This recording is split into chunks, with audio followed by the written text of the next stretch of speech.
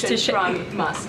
That's an incredibly disingenuous attack. In a classic case of MAGA dishing it out but not being able to take it, Propaganda Barbie, maybe the rudest of them all, stormed out of her own press briefing after getting grilled by multiple reporters about the First Amendment, something that conservatives pretend to care about but really only care about when it comes to saying slurs. I'll show you guys how she gets absolutely hammered by multiple reporters while trying to dodge questions about the protesters' free speech, and then we'll check out what people are saying afterwards. If you guys enjoy this kind of coverage that Trump doesn't want out there, join Really American by subscribing and dropping a blue heart.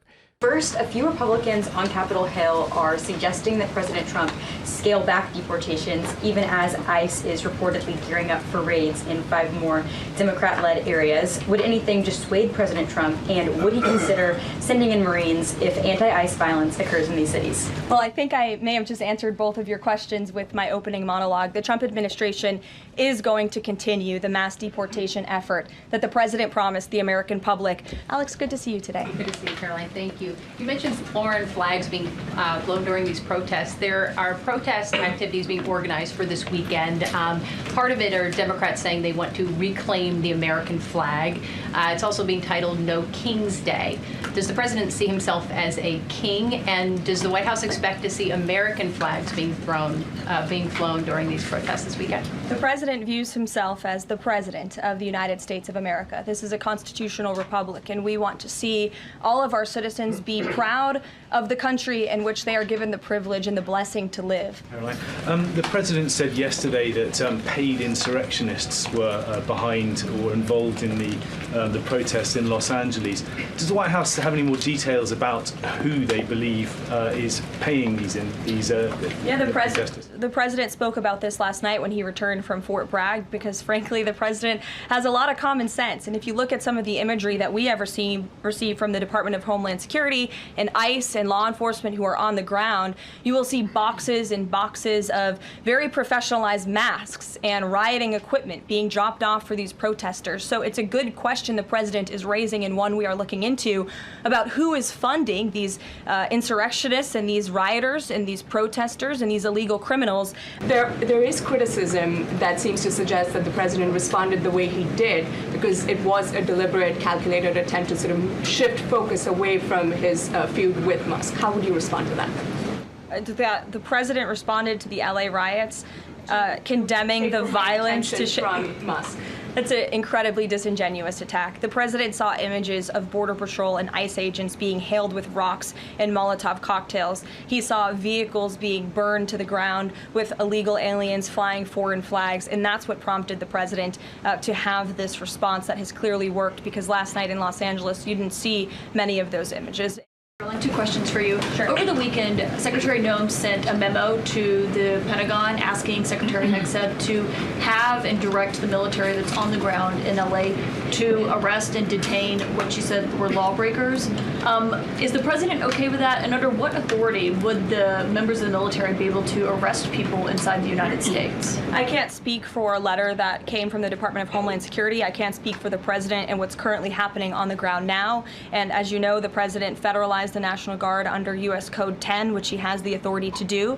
And our United States Marines and the National Guardsmen and women who are on the ground right now are helping to create a peaceful environment for ICE and Border Patrol, who were being, again, hailed with rocks, who were being violently and viciously attacked. They needed reinforcements, and so our United States Marines who are on the ground are providing those reinforcements to ensure the environment is peaceful so that these raids and deportations can continue. But he realizes they can't actually arrest people unless he invokes the Insurrection Act, which, I mean, seemingly was not something that was in Secretary Noem's memo, a clear distinction she did not make there. Again, you're trying to conflate a letter that was sent to the Department of Homeland Security to the president's legal authority. The president understands the legal authority that he invoked, and that's the current situation right now. So when it comes to federalizing the National Guard, what is the specific criteria that the president is using for when he's deciding to do that, and in which states? The president was asked and answered this yesterday. He wants to see an end to the chaos and the violence. He doesn't want to see law enforcement officers being attacked. He wants to see peace. He wants law-abiding Californians to be able to bring their kids to school, to be able to go to work without seeing this violence in the streets. That's what the president's hoping for, and that's why he's taken this action. Thanks so much, Caroline. The president warned that any protests on Saturday would be met with force. Can you clarify what kind of protest President Trump does support or find acceptable? The president absolutely supports peaceful protests. He supports the First Amendment. He supports the right of Americans to make their voices heard. He does not support violence of any kind. He does not support assaulting law enforcement officers who are simply trying to do their job. It's very clear for the president what he supports and what he does not. Unfortunately for Democrats, that line has not been made clear, and they've allowed this unrest and this violence to continue, and the president has had to step in. One question. So if there were peaceful protests on Saturday for the military parade, President Trump would allow that? Of course the president supports peaceful protests. What a stupid question. And then on the domestic side, you were just asked about the First Amendment rights issues. In the president's comments yesterday, though, he just said protesters would be strongly dealt with. In your list before, you referred to insurrectionists, rioters, and protesters together. Obviously, they're quite different from your earlier answer. I'm struck by the fact that the president has not at any point said the most important thing here is to protect the First Amendment rights of peaceful protesters. So I'm wondering, where in his hierarchy of interests does he place that? Is the First Amendment protection the most important? Is stopping violence most important? Why is he not out saying all peaceful protesters will be protected? I think two things can be important at the same time. And the president, as I just answered, supports the right of Americans to peacefully protest. He supports the First Amendment. But that is not the majority of the behavior that we have seen taking place in Los Angeles. We have seen mobs of violent rioters and agitators assaulting law enforcement officers, assaulting our federal immigration authorities.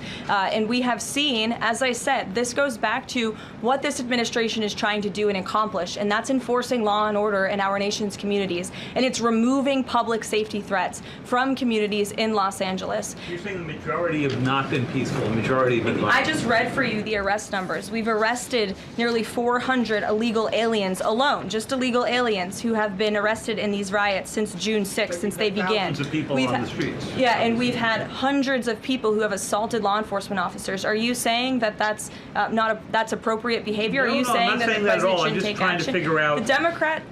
The Democrat governor and the Democrat mayor of Los Angeles have failed their citizens. And the majority of Americans, the majority of Californians, do not want to see law enforcement officers being assaulted in the streets. And thankfully, the president took action and stepped in to protect our federal law enforcement agents, to protect federal buildings, to protect the federal mission of deporting illegal criminals off of our streets. And that mission will continue every day as far as we're concerned. Thank you, guys.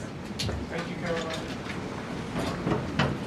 And people are rightly pointing out here that Karoline Leavitt can't stand the heat, which is just so ironic because she has been the rudest, most aggressive press secretary that we've had in a long time, since the beginning of Trump's presidency. And now that reporters are throwing it back in her face, she's starting to tremble and just cutting the briefing short because she can't handle it. People are calling her a massive snowflake, saying she can't handle the heat. They're all wusses and frail as hell. How pathetic. They're all unfit, but this one is in way over her head. Bullshit Barbie can't take the heat. She's a waste of time and the money they pay her. She sure can dish it out, but she can't take it. And this one, the blonde Christian mom aesthetic is over. It's so stale. They're all so pathetic and sick and psychotic, down to the bleach blonde cross-wearing aesthetic and all its perceptions. Heat, kitchen, snowflake. Yeah, that perfectly describes the situation, which just proves to me that these protests are working. When you stand up to the bullies back down. They're just a bunch of yapping chihuahuas, all bark and no bite. So this Saturday, I encourage everybody to go out to your local protests, and if there's not one, just go downtown with the sign by yourself, because making your voices heard in the face of tyranny is the most American thing that we can do. I'm Tony Hinderman with Really American, and I'll catch you next time.